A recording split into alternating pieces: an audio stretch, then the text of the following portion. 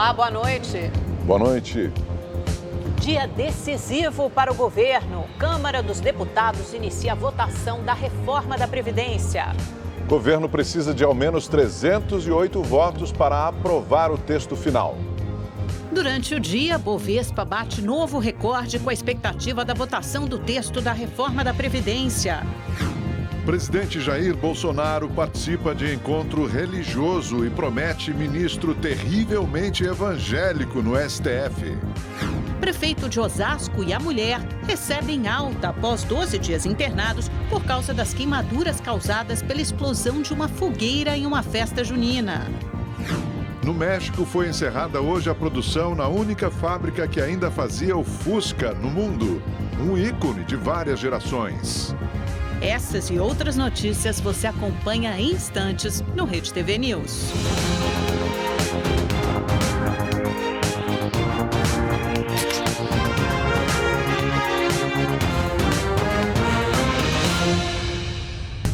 O plenário da Câmara dos Deputados já iniciou o processo de votação do texto base da reforma da Previdência. Vamos direto a Brasília, ao vivo, com a repórter Caroline Aguiar, que acompanha tudo de pertinho.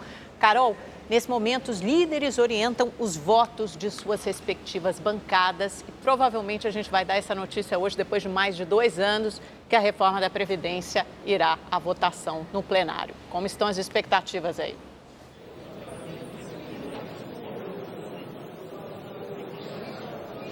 Oi, Amanda. Bom, a expectativa é exatamente essa, né? A gente finalmente dar essa resposta, esse resultado da votação do texto base da reforma da Previdência, que é a parte principal da proposta. A gente está no finalzinho da orientação das bancadas, faltam apenas 3 líderes para orientar as bancadas.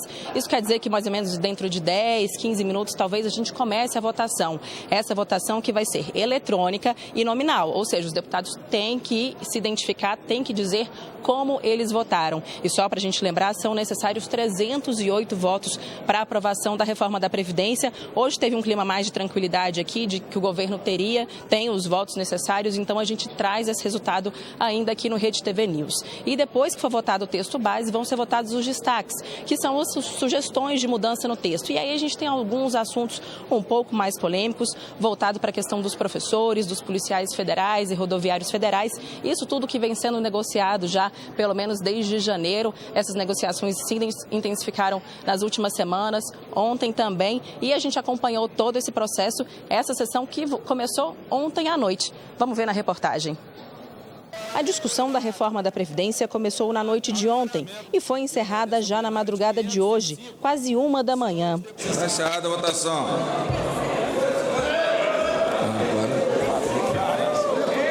353, sim. 118, não. Presidente, vou ter que declaro encerrada a discussão. O placar da votação para encerrar a discussão dava uma perspectiva positiva, já que apontava um número de deputados favoráveis à reforma maior do que os 308 votos necessários para a aprovação do texto. A minha opinião é essa. Eu sempre acreditei muito que nós chegaríamos hoje com uma margem importante de votos. E é o que está acontecendo. Hoje cedo, antes mesmo da retomada da votação em plenário, quem esteve na Câmara foi o presidente Jair Bolsonaro.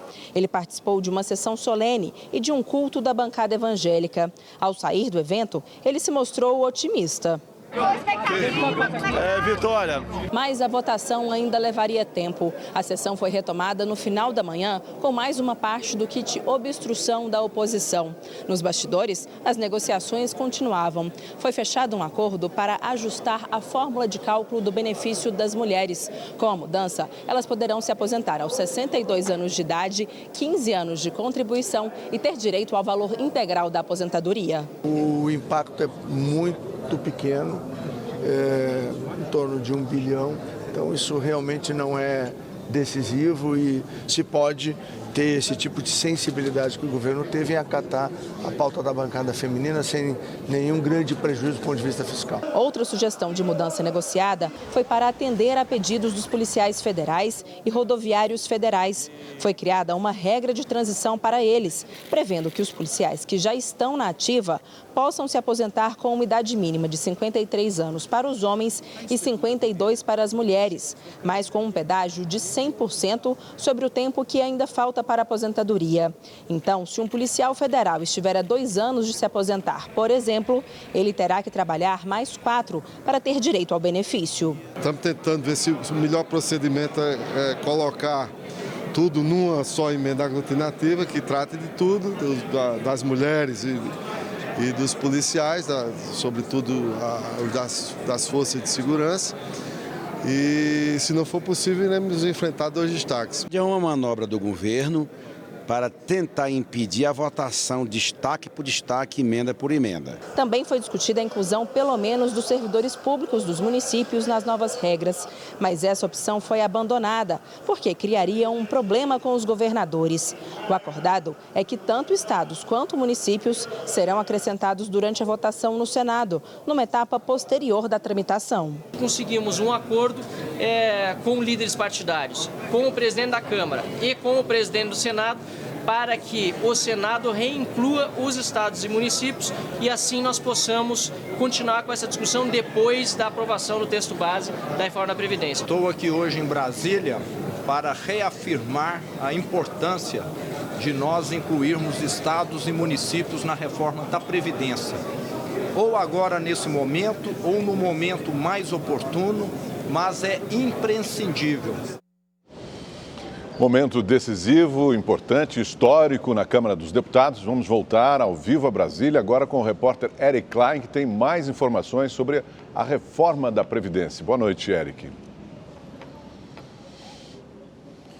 Oi, Augusto, muito boa noite a você, a Amanda, a todos que nos acompanham. Estamos a poucos minutos dos deputados começarem a votar a reforma da Previdência. O governo conta com um pouco mais de 340 votos para essa aprovação. São necessários o mínimo de 308 votos.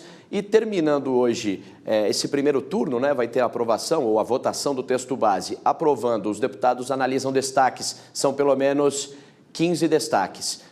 Um desses destaques trata justamente de regras mais brandas para policiais federais, para policiais legislativos, rodoviários federais e também policiais civis aqui do Distrito Federal. Agora começou já a votação da reforma da Previdência, eram poucos minutos, acabou a orientação de bancada, então os deputados já começam a votar. Terminando, então, a votação do texto base desses destaques que eu estava falando, o primeiro turno encerrando, é preciso um segundo turno de votação, uma segunda votação. Mas o regimento da Câmara fala em 5 sessões para começar o segundo turno. O presidente Rodrigo Maia, presidente da Câmara, quer quebrar esse interstício de 5 sessões e já começar o segundo turno amanhã. Então, é importante terminar o primeiro turno hoje, com tudo analisado, para começar o segundo turno, e aí encerraria toda essa proposta da reforma da Previdência na Câmara e seguiria o texto para o Senado depois ali das férias, dessas férias do meio do ano, do recesso do meio do ano no Congresso e lá no Senado, como nós vimos na reportagem, aí o Senado vai ficar na discussão da inclusão ou não de estados e municípios na proposta. Essa proposta da reforma que está sendo discutido, a proposta está sendo discutida agora na Câmara, ela prevê uma economia aos cofres da União de 990 bilhões de reais em 10 anos. Está dentro do limite, dentro da margem do que esperava o governo. E se tratando de governo, falando em governo, há uma análise nos bastidores, uma avaliação tanto no Congresso quanto no Palácio do Planalto, que o governo do presidente Jair Bolsonaro deve sair mais forte, deve sair maior com a aprovação da reforma da Previdência. Apesar dos trancos e barrancos, de algumas pedras no meio do caminho, se ele conseguir aprovar com uma margem expressiva de votos, ele deve sair maior e abrir um caminho um pouco mais fácil para a aprovação de outros projetos no Congresso Nacional, projetos de interesse do Palácio do Planalto. Augusto e Amanda. Obrigada, Érica. Agora o governo está de olho num placar cada vez mais otimista, falando em mais de 340 votos, até 350. Vamos esperar, a qualquer momento deve sair o resultado dessa votação. E olha, com a possibilidade de aprovação da Previdência, o valor do dólar hoje caiu 1,37%, fechou em R$ 3,75. Já a Bolsa de Valores de São Paulo, a Bovespa, também refletiu a boa expectativa do mercado, durante o dia renovou o recorde, chegou a mais de 106 mil pontos e encerrou o pregão com alta de 1,63%. E a queda dos preços dos alimentos e do transporte contribuiu para a desaceleração da inflação, que ficou em 0,01% em junho, segundo o IBGE. É o menor percentual desde novembro do ano passado. O grupo Saúde e Cuidados Pessoais, com alta de 0,64%, foi o responsável por impedir que houvesse deflação no mês passado. Quase 2 semanas depois do anúncio do acordo entre Mercosul e a União Europeia, a repercussão ainda é grande. Ainda que não tenha sido assinado, o acordo já é motivo para impulsionar grandes mudanças no mercado. É o que garante esse professor de economia da Universidade de São Paulo. Nós vamos ter, nas próximas 2 décadas, uma revolução no Brasil e as empresas vão ter que se modernizar. O governo vai ter que ter um sistema tributário muito mais simples. O mercado de trabalho também vai ter que ter muito menos litígio. Ou seja, nós temos que modernizar. Nós estamos quase que na idade da pedra lascada. Ainda que a longo prazo, o acordo promete impactar de forma positiva no bolso dos consumidores.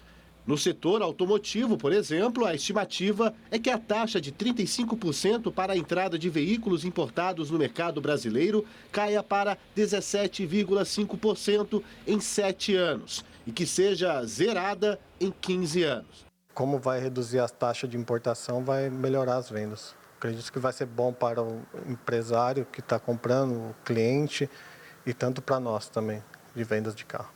A redução das tarifas vale para vinhos importados, refrigerantes e destilados. Entram na lista chocolates, balas, biscoitos, queijo, leite e demais laticínios. Todos esses produtos devem ter suas tarifas zeradas em até 15 anos após o acordo ser assinado. Apesar do acordo, ainda há um longo caminho até que o Mercosul e a União Europeia concretizem totalmente o tratado. Ainda não há uma data para a conclusão. Além de uma revisão técnica, o acordo ainda deve tramitar no Parlamento brasileiro e dos outros países membros do Mercosul e da União Europeia. Em primeiro lugar, ele tem que ser discutido a nível de cada país. São 32 países envolvidos. Como mexe com impostos de importação, isso necessariamente tem que passar pelos congressos nacionais. Então, a próxima etapa, detalhado o acordo, eles serão analisados pelos países individualmente, todos terão que aprovar o acordo. Enquanto o acordo não é finalizado, nas ruas a expectativa entre consumidores e comerciantes já é grande. Eu acho que esse mercado vai dar uma erguida bastante na economia do Brasil. E para nós que somos consumidores também, vai facilitar bastante. Já os produtores de vinho do Rio Grande do Sul estão preocupados com o acordo entre Mercosul e União Europeia. O governo brasileiro deve zerar 90% das tarifas de importação para produtos europeus. Com isso, a competitividade dos vinhos brasileiros pode ser prejudicada. A notícia do acordo comercial agitou as vinícolas da Serra Gaúcha, que recebem muitos turistas nesta época do ano. O governo deve zerar as tarifas de produtos europeus nos próximos anos. Com a medida, o preço do vinho da Europa pode cair até 27%. Realmente, a notícia do acordo preocupou um pouco o setor, porque a gente sabe que a Europa ela é muito competitiva, né? Ela tem um subsídio interno à sua produção muito grande e nós, internamente, aqui temos uma tributação muito alta. Esse empresário de Santa Catarina, que aprecia o vinho nacional, não aprovou o acordo. Isso vende a prejudicar, eu acho que a questão do desenvolvimento, né, da nossa região aqui, acho que é um pouco de falta de valorização dos nossos produtos locais. A mudança não será imediata no mercado do vinho, pois ainda depende de aprovação do parlamento dos 2 blocos. A previsão é de que a tarifa dos produtos europeus só deve ser zerada nos países do Mercosul num prazo de até 12 anos. Com o acordo, o vinho gaúcho também poderá ser vendido nos países europeus, mas os produtores alertam que lá o produto estrangeiro tem incentivos do governo para baixar o preço. A gente sabe que o nosso custo de produção é maior do que os deles. Por terem uma subvenção muito alta na Europa, eles são muito competitivos também no mercado interno. Então, o que nós podemos é, de repente, explorar alguns nichos específicos de mercado, mas eu não acredito que nós tenhamos condições de fazer volume, né, no mercado europeu. Para compensar as perdas e aumentar a competitividade, o governo federal deve criar um fundo para beneficiar os produtores brasileiros. O recurso viria do IPI arrecadado pelo setor. O fundo ajuda, mas precisaríamos outras medidas para poder compensar essa perda. Vamos voltar ao vivo a Brasília, a Câmara dos Deputados. A repórter Carolina Aguiar acompanha a votação da reforma da Previdência e o resultado deve sair a qualquer momento, né, Carol? Os deputados já estavam votando.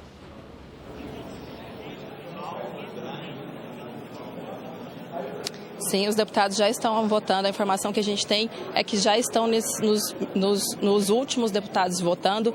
Então, a qualquer momento, essa votação pode ser encerrada e a gente vai trazer o resultado ao vivo aqui no Rede TV News. Lembrando que são necessários 308 votos para a aprovação da reforma da Previdência, um número que é considerável, né, considerado bastante alto, né? Não é fácil conseguir essa quantidade de votos e reunir consenso para ter uma votação deste tamanho. E lembrando que são 513 deputados no total, ou seja, 308 votos é muita coisa. O quórum está alto, a casa está cheia. Da última vez que a gente teve informação, que eu olhei a quantidade de deputados, eram 508 deputados presentes, ou seja, quase todo mundo está aqui na casa para essa votação. Então a gente vai acompanhando e assim que tiver o resultado, a gente volta. Obrigado, Carol. Mais notícias de Brasília. A Comissão de Constituição e Justiça do Senado aprovou o projeto que criminaliza a prática de caixa 2 eleitoral.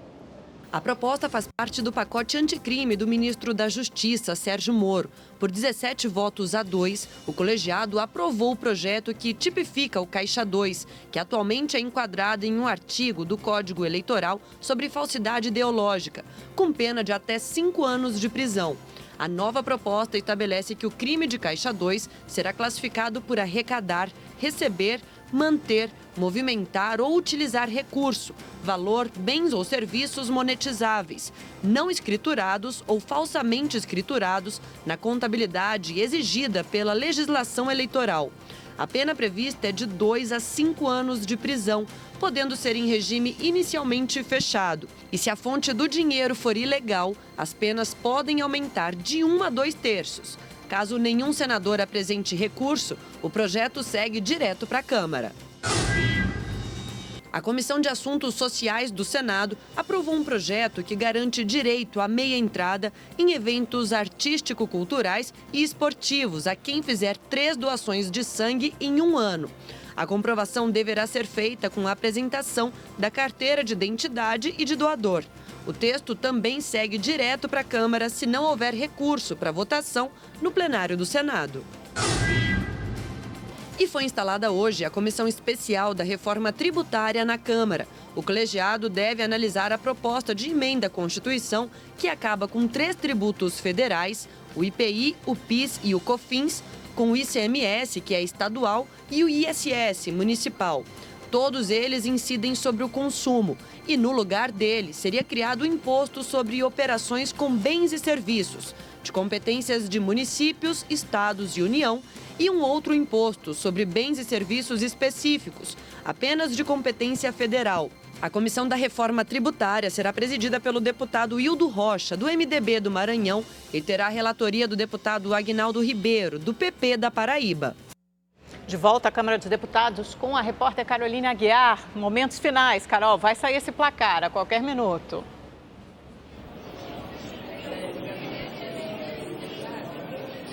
Vai, Amanda, a gente está aqui ansioso, né? Você falou que a gente vem discutindo uma reforma da Previdência há 2 anos e finalmente a gente vai dar essa notícia aqui ao vivo no Rede TV News.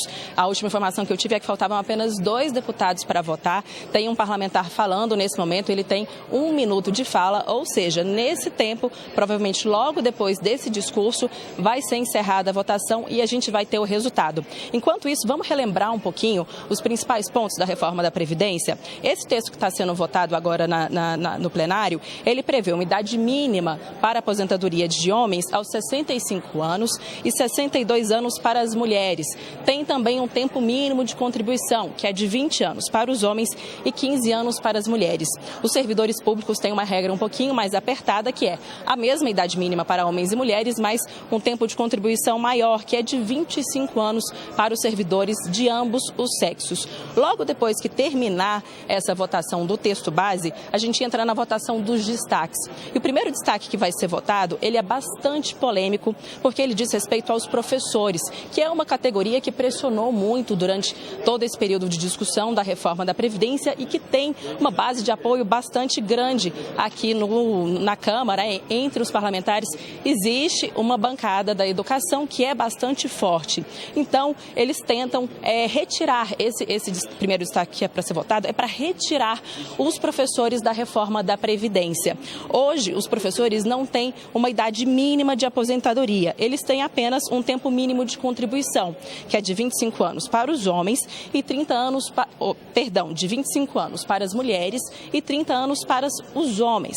A proposta da reforma da Previdência prevê uma idade mínima, ou seja, transforma esse tempo, que era apenas de contribuição, em uma soma de idade mínima mais tempo de contribuição. A idade mínima seria de 60 anos para os homens e 55 para as mulheres, com mais 15 anos de contribuição. Então, o primeiro destaque é para retirar os professores e deixar a regra como é hoje, sem uma idade mínima. Mas isso só vai ser votado depois do texto base, que é o que a gente está aguardando, essa votação no texto base, que são necessários 308 votos para aprovação. Como a gente já disse, é um número muito grande e o governo vem negociando para ter esse número há muito tempo. Ontem a gente teve até um risco, uma ameaça de não ter o número de votos necessários, mas hoje já há uma segurança de ter pelo menos 330 votos, que já tem aí uma margem de 20 e poucos votos, né? Que é já considerável num contexto em que você tem um texto tão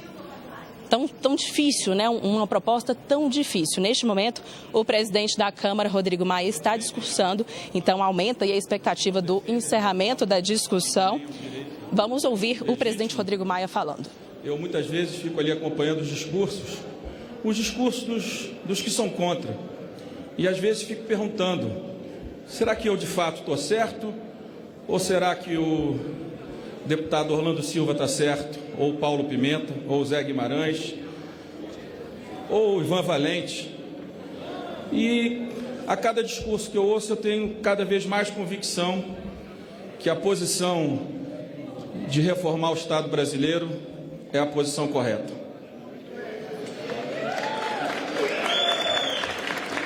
Todos nós falamos muito em combater privilégios. E o nosso sistema previdenciário e de assistência, ele comete um dos maiores erros que um sistema pode cometer.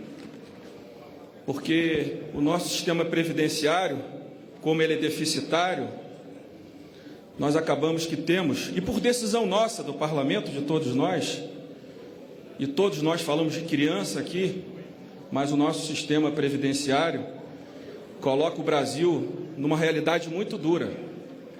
Para cada um idoso abaixo da linha da pobreza, nós temos 5 crianças. E estas reformas, elas vêm no intuito de reduzir desigualdades. E esse, eu tenho certeza que é o objetivo de todos os parlamentares aqui presentes, os que votaram a favor e os que votaram contra. Quando nós construímos um texto, nós não construímos um texto dos sonhos de cada um de nós.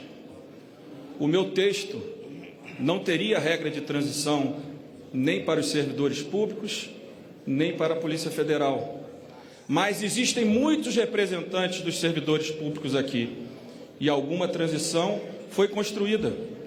Ela mantém algum benefício desses em relação àqueles brasileiros que não conseguem completar nem 15 anos de serviço e que se aposentam com mais de 65 anos hoje, antes da reforma.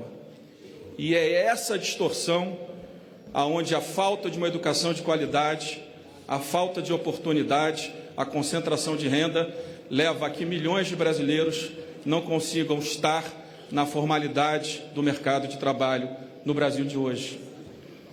E é por isso que a gente olha a bancada feminina e ela fala: não é justo que as mulheres tenham que contribuir 20 anos. E há uma emenda reduzindo, o texto reduzindo para 15 anos, a partir desses 15 anos, a partir daí o aumento de 2%, como nos homens a partir de 20 anos.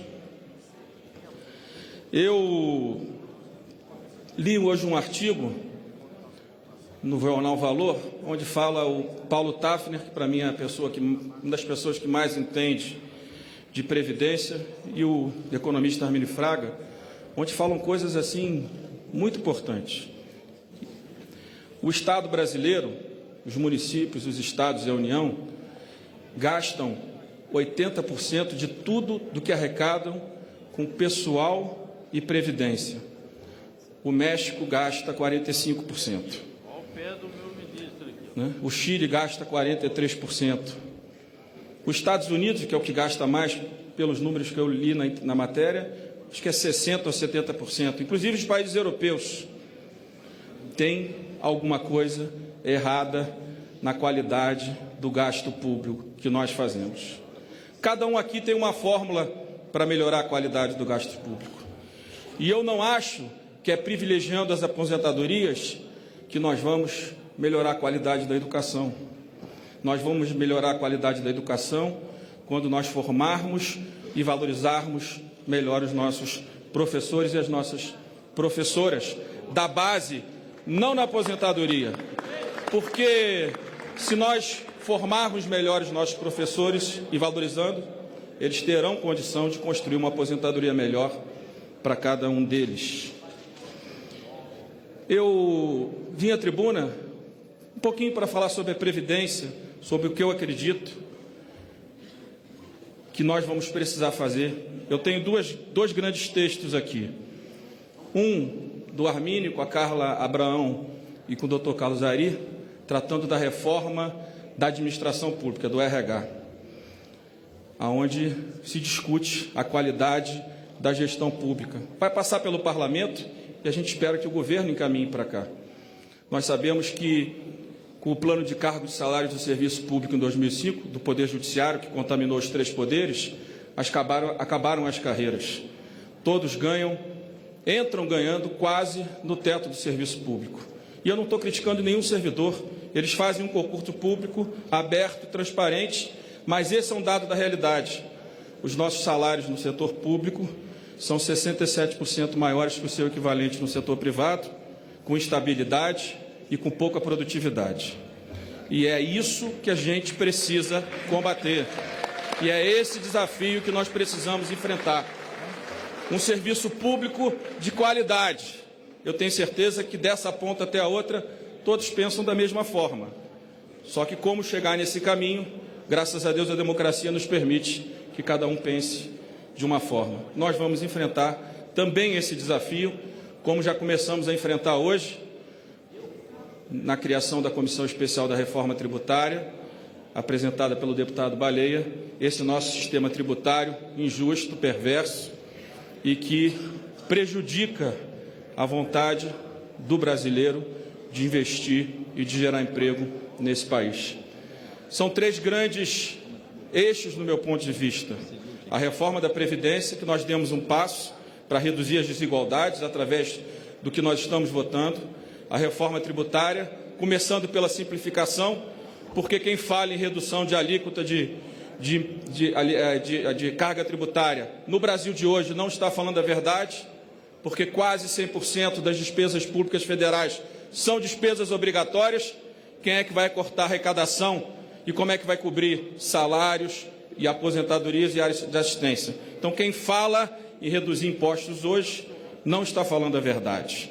Nós temos que, primeiro, enfrentar esse monstro que são as despesas públicas, que são concentradas em poucas corporações públicas e privadas. O setor privado também tem responsabilidade, porque leva 400 bilhões por ano, muitas vezes sem eficiência na sua empresa e sem gerar emprego para os brasileiros. Não é só o serviço público que é responsável. Então, eu estou muito feliz hoje por estar conduzindo essa sessão, com respeito que eu tive ontem, principalmente, no dia mais difícil, de todos os deputados, principalmente dos que fazem oposição.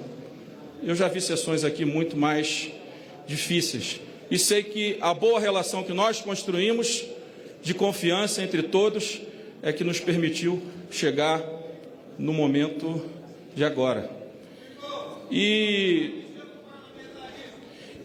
Obrigado, Macris. E nós só chegamos aqui por isso, porque muitas vezes os nossos líderes são desrespeitados, às vezes na imprensa, criticados de forma equivocada, mas são esses líderes que estão fazendo as mudanças do Brasil. Junto com cada um dos deputados e cada uma das deputadas. O Centrão é essa coisa que ninguém sabe o que é, mas é do mal. Mas é o Centrão que está fazendo a reforma da Previdência. Esses partidos que se dizem do Centrão. E eu tenho muito orgulho de presidir a Câmara e de ter a confiança, não apenas dos líderes, mas principalmente de cada um dos líderes. E não só daqueles que pensam como eu penso, mas daqueles que pensam de forma distinta da que eu penso. Eu acho que essa relação de confiança é que faz o Parlamento hoje ter um protagonismo que não tem há muitos anos. E nós não podemos perder a oportunidade, sem nenhum interesse em tirar nenhuma prerrogativa do Presidente da República, de entrar em nenhuma prerrogativa do Presidente da República, mas durante 30 anos tiraram as prerrogativas dessa casa, diminuíram a importância dessa casa, e o nosso papel é recuperar a força da Câmara e do Congresso Nacional, porque recuperando a força da Câmara, nós estamos fortalecendo a nossa democracia. Aqui está a síntese da sociedade brasileira. Quem quer conhecer o Brasil, venha ao Parlamento, porque através do Parlamento eu conheci o Brasil que eu não conhecia. Conheci o Amapá, com os deputados do Amapá e com meu amigo Davi, conheci o Rio Grande do Sul, não apenas Porto Alegre, mas o belo vinho de Bento Gonçalves, conheci o agronegócio em Mato Grosso, que é uma coisa impressionante quando a gente visita pessoalmente. Está aqui o Brasil e está aqui também os problemas do Brasil. E é daqui que nós vamos resolver os problemas do Brasil, os problemas da pobreza, os problemas dos brasileiros que vivem abaixo da linha da pobreza, os milhões de desempregados. As soluções passam pela política. E não haverá investimento privado com reforma tributária, com reforma previdenciária, se nós não tivermos uma democracia forte. Investidor de longo prazo não investe em país que ataca as instituições. E acho que esse é um conflito que nós temos hoje e que nós temos que superar. O Congresso Nacional e o Supremo Tribunal Federal têm sido atacados muitas vezes de forma exagerada. Mas, em nenhum momento, quando a Câmara foi atacada, e eu pessoalmente fui atacado, eu saí do meu objetivo, que era trazer a Câmara até a votação do dia de hoje. E é por isso que eu agradeço muito a todos os presentes, a todos os deputados, a todas as deputadas, a assessoria da Câmara dos Deputados, de grande qualidade, que nos ajudou, nos assessorou, ao secretário Rogério Marinho, pela dedicação,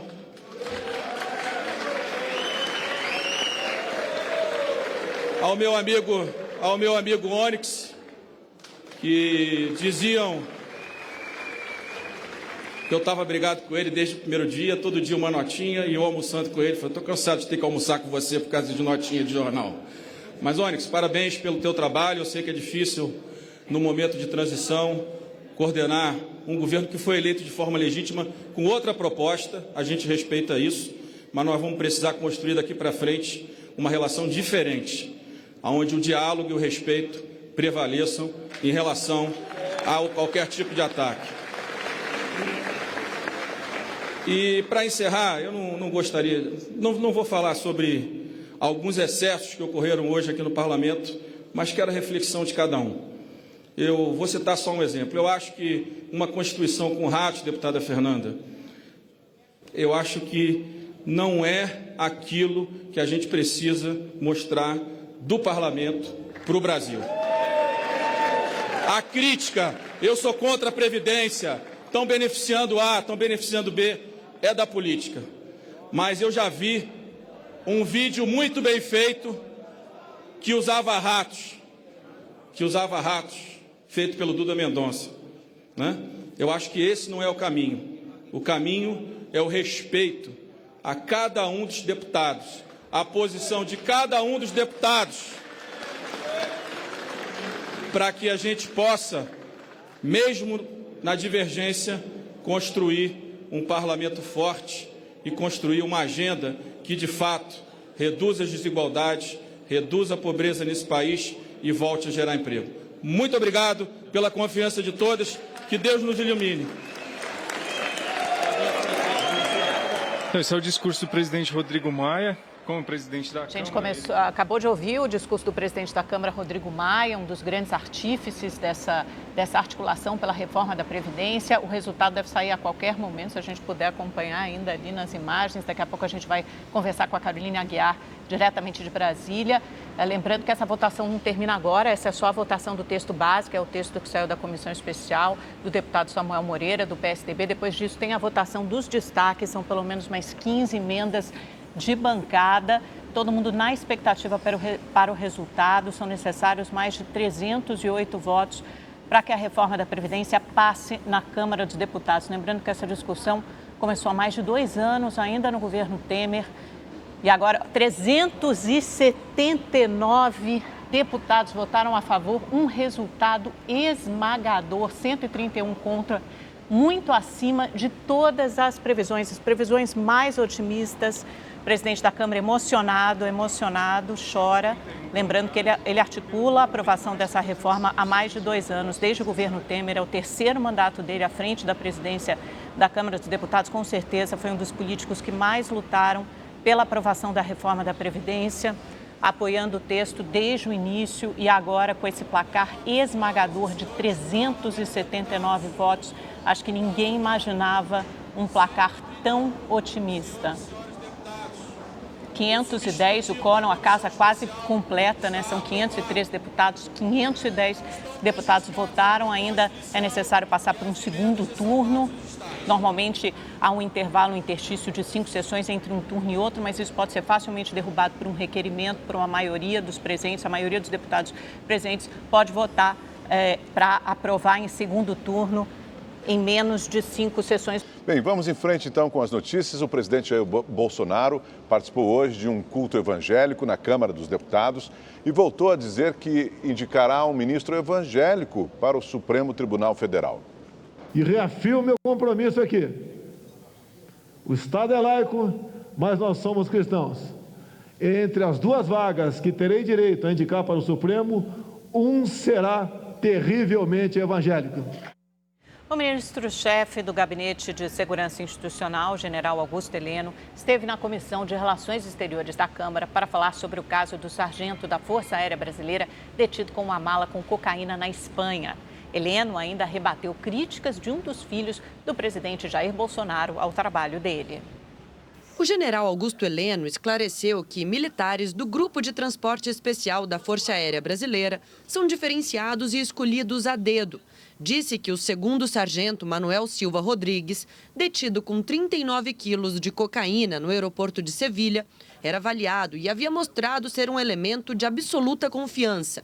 Sobre a droga transportada, Heleno disse que não se trata de uma falha do sistema, mas de uma falha de caráter do militar detido e que isso não se repetirá.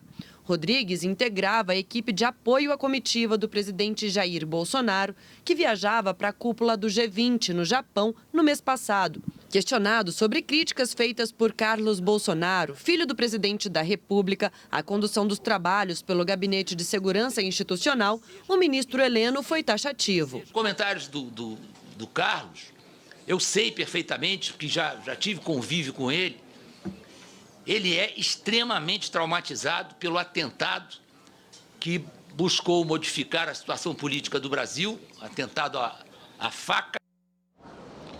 O prefeito de São Paulo, Bruno Covas, defendeu a saída do deputado federal mineiro Aécio Neves do partido. Ele tornou-se réu na Justiça de São Paulo por corrupção passiva e tentativa de obstrução de justiça. O diretório de Belo Horizonte ameaça com retaliação contra os tucanos paulistas. Primeiro, já me manifestei diversas vezes no sentido da expulsão do deputado Aécio Neves do partido. Recentemente, o diretório municipal aqui da capital também enviou ofício à direção nacional do partido, solicitando que fosse aberto um processo dentro do Conselho de Ética do PSDB.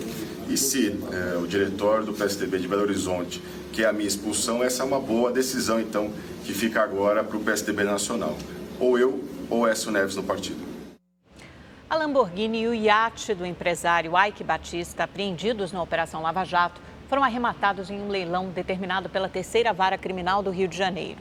Os bens já tinham ido ao pregão na semana passada por determinação do juiz Marcelo Bretas, da 7ª Vara Federal do Rio, mas não haviam sido vendidos. Avaliada em mais de R$2 milhões, a Lamborghini foi vendida por R$1.400.000 à vista para uma concessionária da cidade. Já o iate do empresário foi arrematado por quase R$2 milhões e será pago em parcelas. Morreu hoje, aos 76 anos, o jornalista Paulo Henrique Amorim. O velório está previsto para amanhã na Associação Brasileira de Imprensa, no Rio de Janeiro, e será aberto ao público. Paulo Henrique Amorim teve um infarte fulminante enquanto dormia em casa no bairro de Ipanema, zona sul do Rio de Janeiro. Em uma das últimas aparições públicas, o jornalista visitou o estádio do Maracanã para assistir à final da Copa América no último domingo.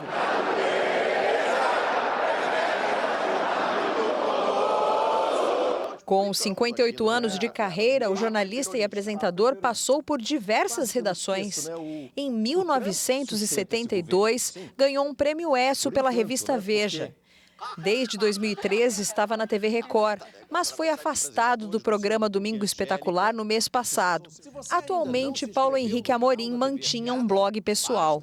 Gostou dessa TV afiada? Ela está cada vez mais afiada, não é mesmo? A emissora emitiu uma nota lamentando a morte do jornalista. Disse que o apresentador deixou um grande legado para a história da imprensa nacional. PHAA, como era chamado nos bastidores por amigos e colegas de profissão, deixa a esposa, uma filha e 2 netos. O prefeito de Osasco e a mulher dele receberam alta hoje depois de passarem 12 dias internados por causa das queimaduras causadas pela explosão de uma fogueira. O acidente ocorreu durante uma festa junina na cidade. Rogério Lins e a esposa Aline Lins atenderam à imprensa em uma entrevista coletiva. O prefeito de Osasco disse não acreditar que a explosão da fogueira foi criminosa e lamentou o acidente. Eu prefiro acreditar que foi um acidente, porque afinal é uma festa que já acontece há muitos anos, é organizada há muitos anos pela mesma pessoa e nunca tinha acontecido isso.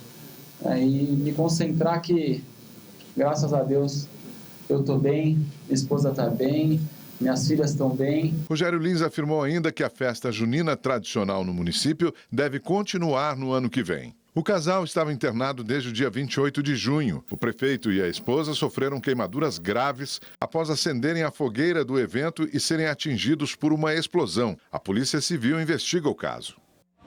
Um casal e uma criança foram encontrados mortos dentro da casa em que moravam em Guarulhos, na Grande São Paulo. A suspeita é que a família tenha acendido uma churrasqueira para se aquecer do frio e acabou inalando muita fumaça. Os corpos do casal e da criança foram encontrados pela polícia na noite de ontem. Já fazia 2 dias que Wildes Lima Moreira, Gilnara Pinheiro e Breno Pinheiro, de apenas 2 anos, não eram vistos. Foi esse vizinho quem percebeu que havia algo estranho com a família e pediu ajuda. A criança não se movimentou na segunda-feira, né? E ninguém viu o casal sair. Como era véspera de feriado, todo mundo acordou mais tarde, eles poderiam ter saído mais cedo. E aí passou a segunda-feira, só que as luzes estavam acesas. E é estranho alguém viajar e deixar todas as luzes acesas. Aí foi preocupação. De acordo com um boletim de ocorrência, o homem estava deitado nesta cama, abraçado com a criança, ao lado a mulher caída no chão. Não tinham sinais de tentativa de assalto ou de algum tipo de violência. A polícia só encontrou neste quarto esta churrasqueira de alumínio com restos de carvão. Tudo indica que a família deixou o fogo aceso para se aquecer do frio. No fim de semana, a temperatura média na região foi de 6 graus. Para esse bombeiro, as mortes foram provocadas por intoxicação. O carvão, quando queima, ele produz o CO, que é o monóxido de carbono. Tá? E esse monóxido de carbono, ele vai tomando conta do ambiente, tá? Nesse espaço confinado, não há uma troca ali de ar no ambiente. E uma vez inalado, ele atua na circulação do sangue, tá? Impedindo que o oxigênio seja levado para as regiões principais do corpo. Wildes, Gilnara e a criança estavam morando na casa há apenas 1 mês. O tio do rapaz está inconformado com a tragédia. Domingo de noite a gente comprou uma carne lá, assistimos o Jogo do Brasil. E o irmão dele, nós tudo de boa, feliz. Eles vieram embora. E agora vai ter esse negócio desse. Uma tragédia, não é?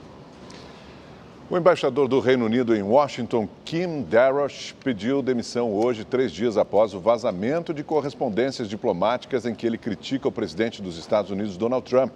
Veja na reportagem da correspondente Luciana Camargo. Kim Darroch apresentou a renúncia, dizendo querer pôr um ponto final nas especulações. Mesmo com um cargo previsto para terminar no fim do ano, o diplomata afirmou que a situação atual não o permite exercer a função como gostaria. Por isso, segundo ele, o melhor é dar lugar a um novo embaixador. A primeira-ministra britânica Theresa May lamentou o pedido de demissão e elogiou o trabalho e a dedicação dele. A saída também repercutiu entre os 2 candidatos à sucessão de May, que deixa o cargo neste mês. Jeremy Hunt e Boris Johnson lamentaram a renúncia e criticaram o vazamento que levou à crise. A polêmica começou no final de semana, quando um jornal britânico publicou correspondências confidenciais em que o então embaixador chamava o presidente dos Estados Unidos, Donald Trump, de inepto, inseguro e incompetente. O líder da Casa Branca reagiu. Além de cortar relações com o diplomata, disse considerá-lo maluco e estúpido. Sobrou até para Theresa May, que foi chamada de tola. Luciana Camargo, de Nova York, para o Rede TV News. Vamos voltar a Brasília. A repórter Carolina Aguiar tem as últimas informações sobre a reforma da Previdência. Foi aprovada agora há pouco com 379 votos a favor. Teve gente da oposição votando a favor para esse placar tão elástico, né, Carol?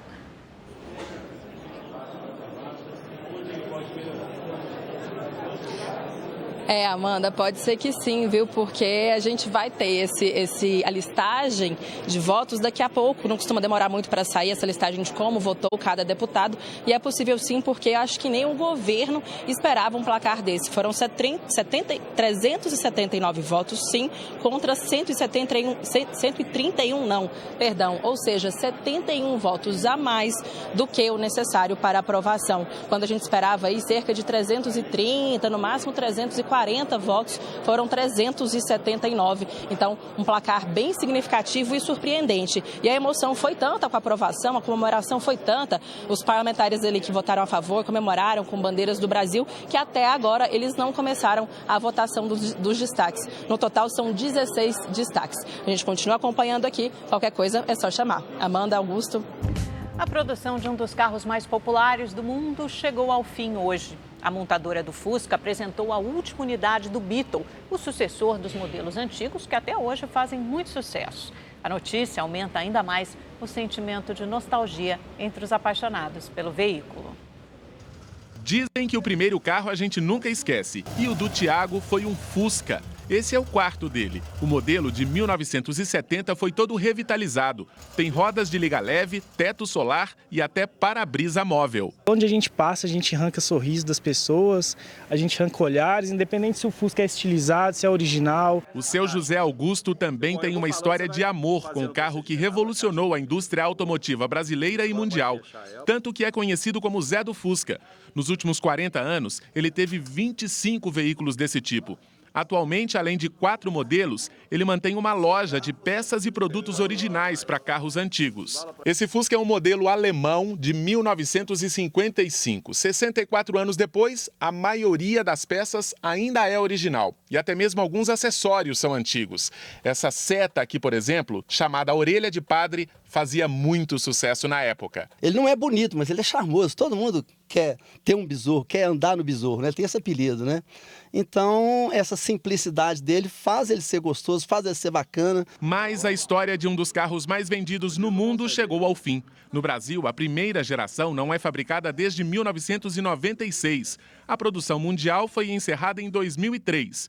E hoje, às 2h20 da tarde, no horário de Brasília, foi divulgada a imagem da última unidade do Beetle, produzida no México. O adeus ao sucessor dos modelos mais populares foi registrado por operários da fábrica. Esses veículos eles perderam aquela origem nostálgica, aquela que era ligada à produção por causa da guerra. Foram 81 anos de história. O carro que encantou até presidentes da República já foi tema de filme, de música, virou obra de arte e agora vai ser uma relíquia ainda mais valorizada para quem vê no Fusca muito mais do que um simples veículo. O Fusca é amor. O Fusca é o carro que levantou o Brasil, o carro que hoje em dia é conhecido mundialmente. É um xodó. Vai deixar saudade porque está gravado no coração de todo mundo.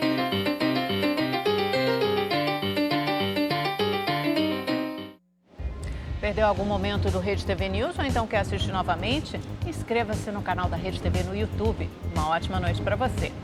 Uma boa noite e até amanhã.